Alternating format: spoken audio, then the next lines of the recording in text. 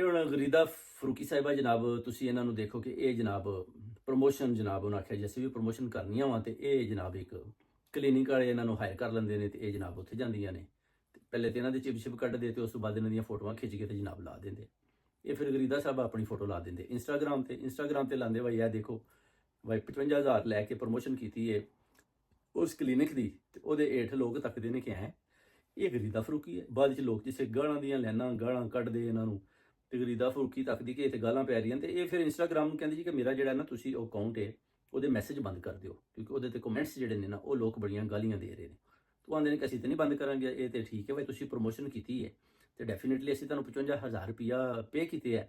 ਤੇ ਚਿਬ ਅਸੀਂ ਕੱਢਣ ਦੇ ਤਰੀਕੇ ਤੇ ਤੁਹਾਡੀਆਂ ਫੋਟੋਆਂ ਲਾਈਆਂ ਨੇ, ਤੇ ਅਸੀਂ ਤੇ ਮੇਰਾ ਮਤਲਬ ਇਹਨੂੰ ਬੰਦ ਨਹੀਂ ਕਰਾਂਗੇ। ਲੋਕ ਭਾਵੇਂ ਤੁਹਾਡੀ ਮਾਂ ਭੈਣੀ ਕਰਨ, ਗਾਲਾਂ ਕਰਨ, ਕੁਛ ਵੀ ਕਰਨ,